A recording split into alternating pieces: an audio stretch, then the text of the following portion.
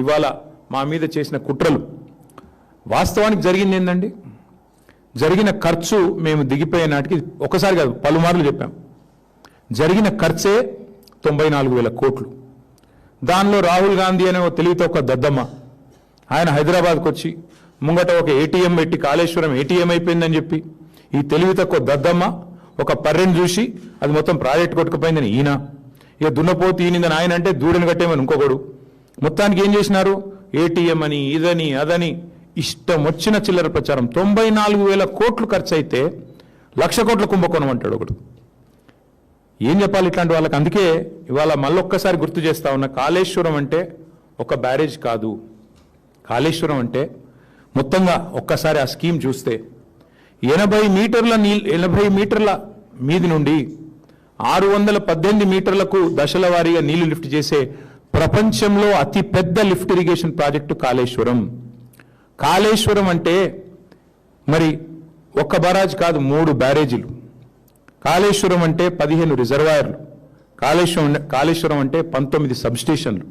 కాళేశ్వరం అంటే 21 పంప్ హౌజులు. కాళేశ్వరం అంటే 203 కిలోమీటర్ల సొరంగాల ద్వారా వచ్చే నీళ్లు. కాళేశ్వరం అంటే 1,531 కిలోమీటర్ల గ్రావిటీ కెనాల్స్. కాళేశ్వరం అంటే 98 కిలోమీటర్ల ప్రెషర్ మెయిన్స్. కాళేశ్వరం అంటే 141 టీఎంసీల స్టోరేజ్ కెపాసిటీ కాళేశ్వరం. ఇదన్నిటి సమాహారం కాళేశ్వరం. ఒక 100 కంపోనెంట్లు ఉంటే అందులో ఒక కంపోనెంట్ మేడిగడ్డ బరాజ్. ఆ మేడిగడ్డ బరాజ్కి అయిన ఖర్చు ఎంత? 3,800 కోట్లు. 3,800 కోట్లలో మొత్తం 85 పిల్లర్లు ఉంటే 85 పియర్స్ ఉంటే ఆ మేడిగడ్డ బ్యారేజ్లో 2 కొంత నష్టం జరిగింది. అందులో కూడా కుట్ర ఉందన్నది ఈ రోజు కూడా నా వాదన. దాన్ని కూడా ఊరికనే కుంగలేదు. అది ఖచ్చితంగా ఈ దుర్మార్గులే ఏదో చేసి ఉంటారని నేను మొదటి చెప్పాను, ఇప్పుడు కూడా చెప్తున్నా. భవిష్యత్తు అది కూడా తేలుతుంది. భవిష్యత్తులో నిజం నిలకడ మీద తేలుతుంది అన్నట్టు అది కూడా తేలుతుంది. 85 పిల్లర్లు 3,800 కోట్లు ఖర్చు అయిన ఈ బ్యారేజ్లో, మేడిగడ్డ బ్యారేజ్లో సరే 2 పిల్లర్లు కుంగినాయి.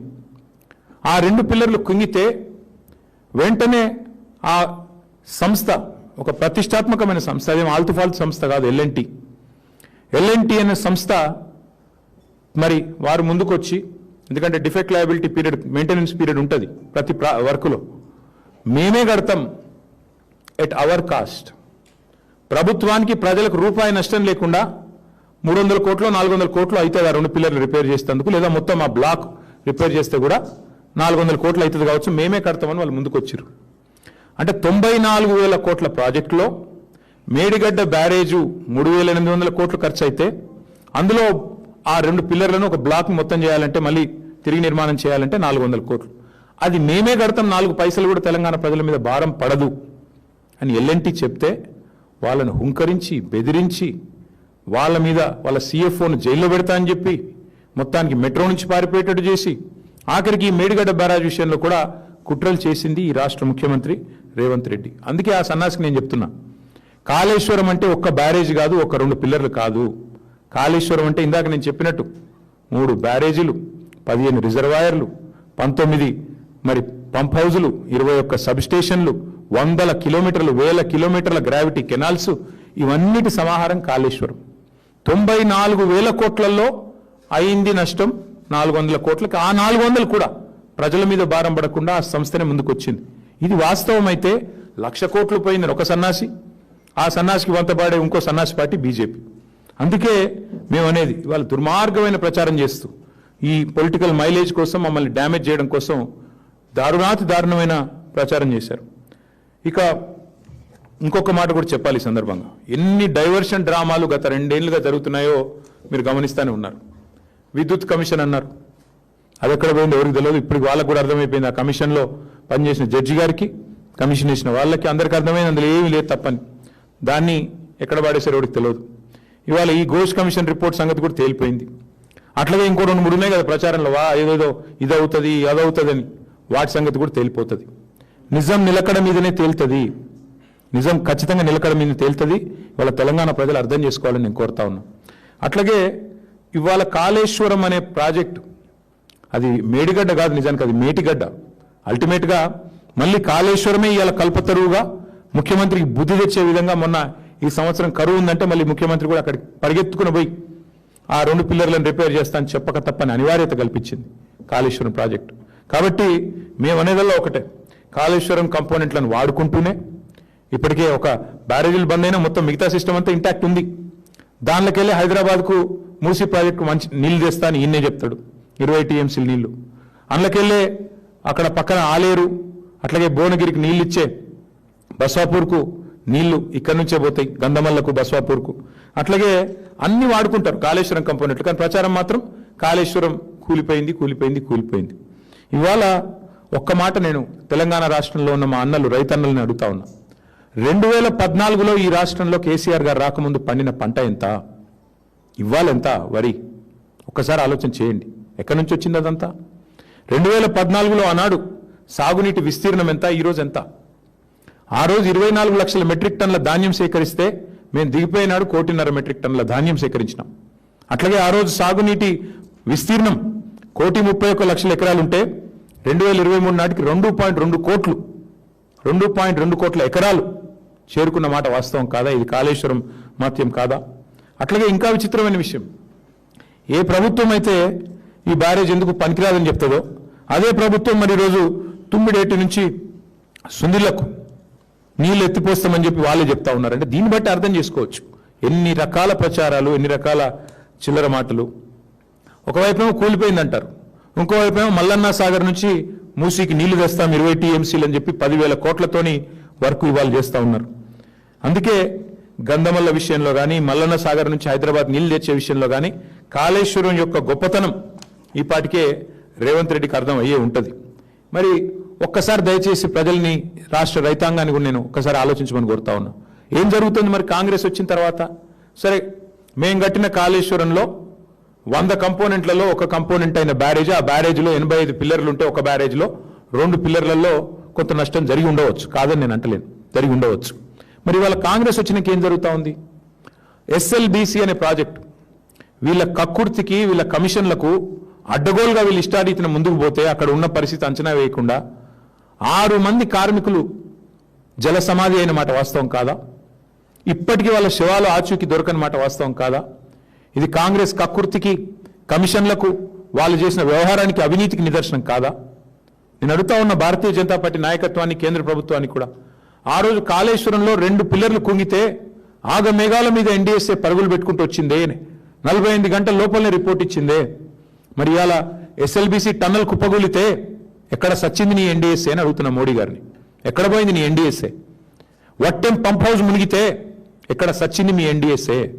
ఎక్కడ ఉన్నారు ఎన్డీఎస్ఏ వాళ్ళు, కేంద్ర ప్రభుత్వ పెద్దలు? మాకు కనబడ్డం లేదా?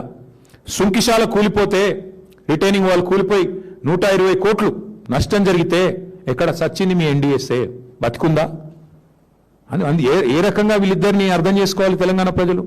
పెద్దవాగు కొట్టుకొని పోతే కాంగ్రెస్ వచ్చినాక జరిగినాయి ఇవన్నీ. ఇప్పుడు నేను చెప్పేది, సుంకిశాల రిటైనింగ్ వాల్ కూలిపోయింది, ఎస్ఎల్బీసీ టనల్ కూలిపోయింది, వట్టెం పంప్ హౌస్ మునిగిపోయింది, పెద్దవాగు కొట్టుకపోయింది, చెక్ డ్యాంలు అయితే పటాకులు పేల్చినట్టు పేల్చేస్తున్నారు ఇక్కడ చిల్లర కాంగ్రెస్ నాయకులు. చెక్ డ్యాంలనే పేల్చేస్తున్నారు ఇష్టం వచ్చినట్టు. ఎక్కడ సచ్చింది ఎన్డీఎస్ఏ?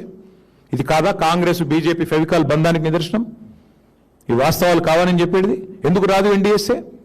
ఆ రోజేమో పిలవకుండానే పరిగెత్తుకొచ్చి 48 గంటల్లో రిపోర్ట్ ఇచ్చి దున్నపోతు నిందని వాడంటే దుడ్డని వీడిగట్టేయమన్నట్టు ఇష్టం వచ్చినట్టు తానా తందాన ఆట ఆడింది కాంగ్రెస్ బీజేపీ కాదా? ఎక్కడ వచ్చారు ఇవాళ కిషన్ రెడ్డి గారు, బండి సంజయ్ గారు? ఎందుకు మాట్లాడతలేరు? ఎస్ఎల్బీసీ టనల్ కూలిపోతే బీజేపీ వాళ్ళు మాట్లాడరు, వట్టెం పంప్ హౌస్ మునిగితే మాట్లాడరు. ఏమైంది మరి? చెక్ డ్యాములు పేలిపోతుంటే, ఎక్కడో కాదు బండి సంజయ్ పార్లమెంట్ పరిధిలోనే చెక్ డ్యాములు పటాకులు పేలినట్టు పేలిపోతుంటే కాంగ్రెస్ నాయకులు పేలుస్తుంటే ఏం చేస్తున్నాడు కేంద్ర హోంశాఖ సహాయ మంత్రి? కేసు పెట్టి 4 లోపల ఏరాదా? మరి ఏంది మీ ఇద్దరి మధ్యన ఇంత ఫెవికాల్ బంధం? ప్రజలు చూస్తలేరా? రైతులు గమనిస్తలేరా? అందుకే మేము అనేది దొందే. ఇప్పటికైనా కూడా నేను అడుగుతా ఉన్నా, కాళేశ్వరం మీద ఆగమేఘాల మీద ఉరికొచ్చిన ఎన్డీఎస్ఏ ఇప్పటికైనా నిజంగా బీజేపీకి చిత్తశుద్ధి ఉంటే ఇండిపెండెంట్ ఎంక్వైరీ చేయండి. ఇప్పుడు నేను చెప్పిన అన్ని సంఘటనల మీద ఇండిపెండెంట్గా అసలు మేడిగడ్డలో ఏం జరిగిందో ఒక రిటైర్డ్ జడ్జితో ఎంక్వైరీ చెప్పేయండి. మేము వద్దంటలేం కదా. ఎవడు పేల్చిండు దాన్ని తేలని, బయటికి రాని. కరెక్ట్గా ఎలక్షన్ నెల ముందు ఎట్లా పేలుతుందండి? బ్రహ్మాండమైన వరద ప్రవాహాన్ని తట్టుకొని నిటారుగా నిలబడ్డ మేడిగడ్డ మరి 2 పిల్లర్లు ఎట్లా కుంగుతాయి? ఇవన్నీ తేలాల్సిన అంశాలు. ఖచ్చితంగా తప్పకుండా భవిష్యత్తులో కాలం తెలుస్తుందన్న మాట కూడా చెప్తూ ఇంకా చాలా ఉంది చెప్పేది. కానీ ఒకటి మాత్రం నేను అప్పీల్ చేయదలుచుకున్నా ఈ ప్రభుత్వానికి, కేసీఆర్ గారి మీదనో మా మీదనో కక్షతో 2.5 ఏళ్ళు మొత్తానికి ఈ రాష్ట్ర రైతాంగాన్ని రాచి రంపాన పెట్టారు, వాళ్ళని ఎండబెట్టారు. సరే, కాలం బాగైంది, మీకు అవసరం పడలేదు కావచ్చు. కానీ ఇప్పుడు మరి ఎల్నీనో ఎఫెక్ట్ ఉంటుంది అంటున్నారు, సూపర్ ఎల్నీనో అంటున్నారు ఇంకొంతమంది. తప్పదు ఇప్పుడు నీళ్ళు లిఫ్ట్ చేయడం. ఇప్పుడైనా బుద్ధి తెచ్చుకోండి. చేసిన రాజకీయం చాలు, చేసిన చిల్లర ప్రచారం చాలు. నిన్నగాక మొన్న మీరు మాట్లాడిన బూతులు అందరం విన్నాం, చెవుల నిండా విన్నాం. ఇక 2.5 ఏళ్ళు మాట్లాడిన బూతులు, కూసిన కారు కూతలు ఇవి చాలు. మా మీద కోపం ఉంటే ఏంటి కేసులే, ఇంకొక 10 కమిషన్లు వేసుకో, ఏం వేసుకుంటా వేసుకో. కానీ కోపం రైతాంగం మీద తీసి వాళ్ళని ఎండబెట్టి, వాళ్ళ పంటలు ఎండబెట్టి, వాళ్ళ కరెంట్ ఇవ్వకుండా, రైతు బంద్ వేయకుండా, నీళ్ళు ఇవ్వకుండా ఏ రకంగా హింసించడం ఏదైతుందో ఇది ప్రభుత్వానికి తగదు, కాంగ్రెస్ పార్టీకి తగదు. ఇకనైనా లిఫ్టింగ్ స్టార్ట్ చేయండి, ఇకనైనా మీ యాక్టింగ్ బంద్ చేయండి, ఇకనైనా గవర్నమెంట్ మీద దృష్టి పెట్టండి, గాసిప్స్ మీద కాదు. గవర్నెన్స్ మీద దృష్టి పెట్టండి, ఇకనైనా పరిపాలన మీద దృష్టి పెట్టండి, పనికిమాలిన పనుల మీద కాదు అని రేవంత్ రెడ్డి గారు చెప్తూ మళ్ళొకసారి హైకోర్టుకు, అట్లాగే హైకోర్టులో సమర్థవంతంగా వాదనలు వినిపించిన మా న్యాయవాదులకు, అట్లాగే ఈరోజు ఈ మరి గొప్ప తీర్పుని ఆస్వాదిస్తున్న ప్రతి రైతు బిడ్డకు మళ్ళొకసారి హృదయపూర్వకంగా ధన్యవాదాలు, అభినందనలు తెలియజేస్తాం.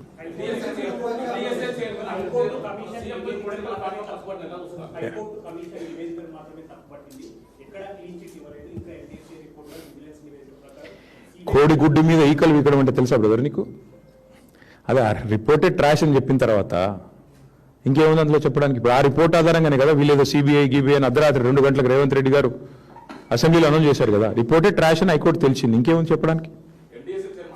అది ఘోష్ కమిషన్ రిపోర్ట్ కాదు, ట్రాష్ కమిషన్ రిపోర్ట్ అని తెలిసింది హైకోర్టు. ఇంకేం కావాలి? ఎట్లా చూసేది ఏముందండి నాకు అర్థం కాదు. కాంగ్రెస్ బీజేపీ ఒకటేం చూస్తాం, ఇంకేం చూస్తాం? నేను అడుగుతున్న సింపుల్ ముచ్చట, ఇదే ఎన్డీఎస్ఏ ఎస్ఎల్బీసీ కుప్ప కూలి, కాంగ్రెస్ అవినీతి వల్ల కుప్ప కూలితే 6 మంది చచ్చిపోతే ఎన్డీఎస్ఏ ఎక్కడ చచ్చింది? ఎందుకు రారు? ఇదే ఎన్డీఎస్ఏ వట్టెం పంప్ హౌస్ మొత్తం మునిగి బాహుబలి మోటార్లు కూడా మునిగిపోతే ఎక్కడ చచ్చింది అని అడుగుతున్నా. ఇదే ఎన్డీఎస్ఏ తెలంగాణలో చెక్ డ్యాములు పటాకులు వెళ్ళినట్టు పేలుతుంటే ఎక్కడ చచ్చింది? సుంకిశాలలో రిటైనింగ్ వాల్ కూలిపోయి దగ్గర 180 కోట్ల ప్రజా ధనం వృధా అయితే ఎక్కడ చచ్చింది ఎన్డీఎస్ఏ, ఎక్కడ చచ్చింది ఎన్డీఏ? నేను అడుగుతా ఉన్నా. వాళ్ళంతా ఒకటే, ఇద్దరు దొంగలు, దొంగ చీకటి ఒకటైపోయినట్టు వాళ్ళ ఇద్దరు ఒకటైంది కాంగ్రెస్ బీజేపీ వాళ్ళు. కాబట్టి మీరు ఆలోచన చేయండి, వాళ్ళ కాంగ్రెస్ ముఖ్యమంత్రిని కాపాడుతుంది ఎవరండి? వీళ్ళు కాదా?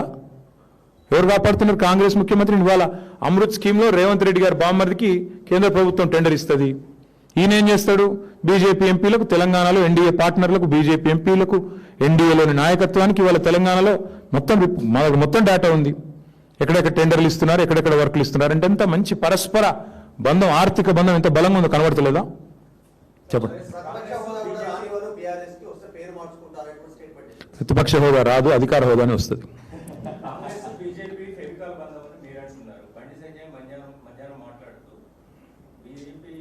ఒక్కసారన్నా బండి సంజయ్ అంటే ఆయన రేవంత్ రెడ్డిని విమర్శ చేసింది మీరు విన్నారా? మూటలు వెళ్తుంటే పట్టుకోవాల్సింది ఎవరా? మూటలు వెళ్తుంటే కాంగ్రెస్ పెద్దలకు పట్టుకోవాల్సింది ఎవరు? హోంమంత్రినా? దొంగలను పట్టుకుంటాడు ఎవరు? హోంమంత్రి కదా. ఈయన ఏం చేస్తాడు పని? ఆయన కేంద్ర హోంమంత్రి అని గుర్తు చేయండి అప్పుడప్పుడు. ఆయనకి ఎంతసేపు కరీంనగర్లో గల్లీలో కార్పొరేటర్ తిరిగినట్టు తిరుగుడు కాదు కదా. అప్పుడప్పుడు ఆయన స్థాయికి దగ్గర పనులు చేయాలి కదా. కేంద్ర హోంమంత్రి అంటూ దొంగలను పట్టుకోవాలి. మీ ప్రధానమంత్రి ఏమో వచ్చి పెద్ద డైలాగులు కొడతాడు, తెలంగాణ ఏటీఎం అయిపోయిందని ఆయన డైలాగ్ కొడతాడు. ఏమంటాడు వచ్చి ఆర్ఆర్ ట్యాక్స్ అంటాడు. మరి మీరేం బిగుతున్నారు? మీరే వచ్చి ఒక హోంమంత్రి వచ్చేమో ఏటీఎం అయిపోయింది తెలంగాణ అంటాడు ఏఐసిసికి, నువ్వేమో మూటలు పోతున్నాయి అంటావు. మీ ప్రధానమంత్రి వచ్చి ఆర్ఆర్ ట్యాక్స్ అంటాడు. మరి ముగ్గురు కలిసి ఏం చేస్తున్నారు? మీరు దేశాన్ని నడుపుతున్నారా లేకపోతే గాడుగులు తోలుతున్నారా? ఏం చేస్తున్నారు చెప్పమను. 2.5 ఏళ్ళు అయింది. ఈ రక్షణ మంత్రి, సహాయ మంత్రి రేవంత్ రెడ్డికి సహాయం చేయడం తప్ప ఆయన ఇంతవరకు చేసింది ఏమైనా ఉందా ఈ రాష్ట్రానికి? ఒక్క పైసా పని ఎక్కడన్నా? మా వేములవాడ గుడి నిన్న అదేదో దివ్య భారత్ స్కీమ్లో అలా చేరనే లేదట. నీ పార్లమెంట్ పరిధిలో ఉండే గుడి సంగతి నీకు దిక్కులేదు, ఖయాల్ లేదు. ఎంతసేపు రేవంత్కు రక్షణ కవచంలాగా గోడగా నిలబడాలి. చెప్పు, చిత్తశుద్ధి ఉంటే బండి సంజయ్ని, కిషన్ రెడ్డి నేను అంటున్నా చెయ్యి. అమృత్ స్కీమ్ మీద విచారణ చెయ్యి. ఎట్లా వస్తుందండి రేవంత్ రెడ్డి బామ్మర్దికి అమృత్ స్కీమ్లో వీళ్ళ పెద్దల పాత్ర లేనిది? ఎట్లా వస్తుంది సింగరేణిలో ఈయన బామ్మర్ది చేస్తున్న కుంభకోణాలు మొత్తం మేము బయట పెట్టాం, ఎందుకు విచారణకు ఆదేశించారు బీజేపీ వాళ్ళు? ఎవరు కాపాడుతున్నాడు రేవంత్ రెడ్డిని? అంతెందుకండి వాళ్ళు, నేను అంటున్నా ఓటుకు నోటు కేసు ఉంది, రైట్? అజ్మల్ కసబ్ అనేటోడు తీవ్రవాది అనేది ఎంత స్పష్టంగా కెమెరాల్లో దొరికిండో, అజ్మల్ కసబ్ అనేటోడు తీవ్రవాది హంతకుడు అనేది ఎంత వాస్తవమో, రేవంత్ రెడ్డి దొంగ అనేది అంతే వాస్తవం. ఆయన కూడా కెమెరాలో దొరికిపోయాడు, కసబు కెమెరాలో దొరికిండు, రేవంత్ రెడ్డి కూడా కెమెరాల ముంగటనే దొరికిండు. ఏమైంది మన కేసు? ఎందుకు పర్సూ చేయట్లేదు కేంద్ర ప్రభుత్వం? పర్సూ చేయాలి కదా. మీ సాలిసిటర్ జనరల్ ఏం చేస్తున్నాడు? అడిషనల్ సాలిసిటర్ జనరల్ ఏం చేస్తున్నాడు? ఏం జరుగుతుంది? ఎవరు కాపాడుతున్నారు? కనబట్లేదు అందరికీ? తెలుసు బ్రదర్, అక్కడ ఏం జరుగుతుందో కూడా తెలుసు. ఎన్ని రకాల మేనేజ్మెంట్లు నడుస్తున్నాయో మాకు కూడా తెలుసు. అన్ని బయటకు వస్తాయి, టైం ఉంది అన్నిటికీ. ఎవరు కాపాడుతున్నారు, ఎన్డీఏ భాగస్వాములు ఎట్లా రేవంత్ రెడ్డికి అండగా రక్షణ కవచంలా నిలబడుతున్నారు, టైం వస్తుంది, అన్నిటికీ అన్ని బయటకు వస్తాయి. ఇప్పటికే తగలబెట్టిన కోట్ల రూపాయలు దండగా అంటే మళ్ళీ మీదికెళ్ళి సుప్రీంకోర్టు. ఇప్పుడు మీరు ఆలోచన చేయండి, ఆ ఘోష్ కమిషన్ రిపోర్ట్ 650 పేజీలో 900 పేజీలు వచ్చింది, అది ట్రాష్ అని చెప్పింది ఇవాళ హైకోర్టు. అదే వేస్ట్ రా నాయన అంటే మళ్ళీ సుప్రీంకోర్టుకు పోయి మళ్ళీ ఏదో చేస్తా. అసలు విషయం ఉంటే కదా ఏమైనా చేసేది. వాళ్ళకి ఇంకేం ఎజెండా ఉంటుంది బ్రదర్, నాకు అర్థం కాదు. ప్రజలకు పనికొచ్చే పనులు ఏమైనా చేస్తారా క్యాబినెట్లో? 2500 మహిళలకు ఎప్పుడు ఇస్తారు అని ఒక్క సన్న మంత్రి మాట్లాడిండి ఇప్పటివరకు? ఒక్క సన్న 100 రోజుల్లో ఇస్తామన్న గ్యారెంటీల సంగతి ఏమైంది అని చెప్పే ధైర్యం ఒక్క మంత్రికి ఉందా బయటకు వచ్చి మాట్లాడేది? ఆర్టీసీ కార్మికులు సమ్మె చేస్తున్నారు, వాళ్ళ గురించి మాట్లాడారా క్యాబినెట్లో? ఏది ఉండదు అయ్యా. ఆర్టీసీ కార్మికులను కేసీఆర్ గారు గవర్నమెంట్ ఉద్యోగులుగా గుర్తిస్తూ క్యాబినెట్ నిర్ణయం తీసుకొని ప్రకటించాం మేము. ఎందుకు అమలు చేయట్లేదు మరి మీరు? అపాయింటెడ్ డే డిక్లేర్ చేస్తే చాలు, వాళ్ళకి రావాల్సిన పీఆర్సీ, వాళ్ళకి రావాల్సిన డిఏలు, వాళ్ళకి రావాల్సిన బకాయిలు అన్నీ ఇస్తే చాలు. వాళ్ళు ఏం అడుగుతున్నారు? మీరు మేనిఫెస్టోలో పెట్టింది అడుగుతున్నారు. అదేం చర్చ చేయరా క్యాబినెట్లో? మేము వారికి కూడా మా నైతిక మద్దతు ప్రకటిస్తూ ఉన్నాం. ఆర్టీసీ కార్మికులు ఎవరైతే ఇవాళ ప్రభుత్వాన్ని మీరు ఇచ్చిన హామీ నిలబెట్టుకోండి అని అడుగుతున్నారు, వాళ్ళు ఏం కొత్తగా అడగట్లేదు. వారికి కూడా మా పార్టీ తరఫున నైతిక మద్దతు ప్రకటిస్తున్నాం. తప్పకుండా కాంగ్రెస్ ఇచ్చిన హామీలు ఆర్టీసీ కార్మికులకు నెరవేర్చాలని మేము కూడా డిమాండ్ చేస్తాం. బుద్ధి వచ్చింది అనుకుంటున్నాం, ఏమనుకోవాలి బ్రదర్? నేను అది మేము మొదటి నుంచి చెప్తున్నాం కదా బ్రదర్, టైంపాస్ చేసింది చాలు, బుద్ధి తెచ్చుకొని రిపేర్ చేయండి అని చెప్పినాం. ఆఖరికి ముఖ్యమంత్రి గారికి బుద్ధి వచ్చిందేమనుకుంటే బుద్ధి రాలేదు, బూతులు వస్తున్నాయి మళ్ళీ ఆయనకి. మేడిగడ్డ పోయాడు, కేసీఆర్ గారు జగిత్యాలలో మీటింగ్ పెట్టుకుంటే ఈయన కూడా పోటీ సభ పెట్టిండు. పోటీ సభ పెట్టి ఏం సాధించిండు? ఇజ్జత్ అంతా తీసుకున్నాడు. ఆడ కూర్చున్నోళ్ళు ఇంటలేరు, టీవీలో ఎవరు చూస్తలేరు, ఈయన కంఠశోష బూతులు తప్ప ఇంకేం లేదు ఆడ. ఏమున్నా చెప్పండి, ఏముంది చేసింది చెప్పుకోనికే? ఏమీ లేదు. ఆడ పోయి మరి కనీసం ఆ నీళ్లు నెత్తిమీద జల్లుకొని క్షమాపణ చెప్పినా అయిపోయేది. గోదావరి నీళ్ళు నెత్తిమీద జల్లుకొని కాళేశ్వరం నీళ్లు, అది కూడా చేయలేదు. మళ్ళీ అదే బూతులు, అదే వరస, అదే ఒరవడి. ఏం లాభం దాంతో? పొన్నం ప్రభాకర్ గారు అంటే నాకు గౌరవం ఉంది, దయచేసి పొన్నం ప్రభాకర్ గారు నేను రిక్వెస్ట్ చేస్తా ఉన్నా, అన్న మీరు పని చేయండి. మేనిఫెస్టో చైర్మన్ మన శ్రీధర్ బాబు గారు, మన జిల్లా మంత్రి గారే, మేనిఫెస్టోలో 28వ పేజీలో ఏం రాసిండో ఆర్టీసీ కార్మికులకు ఒకసారి పొన్నం ప్రభాకర్ గారు చూడాలని నా విజ్ఞప్తి. వారు అడుగుతున్నది 2.5 ఏళ్ళ తర్వాత ఆర్టీసీ కార్మికులు పాపం ఓపిక పట్టిండ్రు. సగం టైం అయిపోయింది, మీకు సగమైంది, 60% ఒడిచిపోయింది, 3 బడ్జెట్లు ఒడిచిపోయినాయి. ఇక నువ్వు ఇప్పుడన్నా కనీసం ఆ మేనిఫెస్టోలు ఏం రాసిరో మీరు చదువుకోండి. మీ శ్రీధర్ బాబు ఏం రాసిండో పొన్నం ప్రభాకర్ అన్న చదువుకోవాలి. చదువుకొని మరి పొన్నం ప్రభాకర్ గారికి ఆర్టీసీ మంత్రి వస్తుందని చెప్పి ముందే కుట్రవన్నీ ఏమైనా చేసిండో శ్రీధర్ బాబు గారు నాకు తెలియదు, మేమైతే చేయలేదు. Thank you.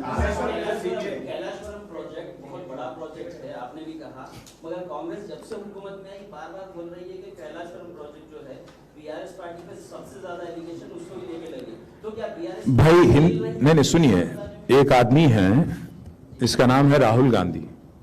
वो हिंदुस्तान में ऐसे लीडर इससे पहले था नहीं कभी, आगे भी शायद नहीं रहेंगे. उस लीडर को इन्होंने गुमराह कर दिया. उनको बुला लिया एक बार, बोल दिया कि भाई इसमें 1 लाख करोड़ बह गया. वो आदमी कम से कम वो लीडर नहीं है, वो रीडर है, जो भी देते हैं वो पढ़ देते हैं बस. तो आदमी को समझना चाहिए, वो बहकावे में आके गुमराह अपने आप को जो सच निकालने की जो कोशिश करना चाहिए वो नहीं करे. और जो लोग जो भी इन्होंने बताया वो सब कुछ पढ़ के कुछ बोल के चले गए. उससे कांग्रेस के वर्करों को ये लगने लगा कि इसमें कुछ हुआ घोटाला. आज हाईकोर्ट ने साफ साफ कह दिया कोई कुछ नहीं हुआ. जो घोष कमीशन का रिपोर्ट था वो ट्रैश है, उसमें कुछ है ही नहीं. अब इसके बाद भी अगर कोई कुछ बोलता है तो मैं क्या बोलूं उसको यार। मैं बस इतना ही कहूंगा कांग्रेस पार्टी से कि आप 2.5 साल हो गया, आपका 50% तो टाइम हो गया। आपने जो वादा किए तेलंगाना जनता के साथ, आवाम के साथ, जो 420 वादा आपने जो किया, उसकी अमलावरी पे कोशिश करिए कम से कम अभी तो।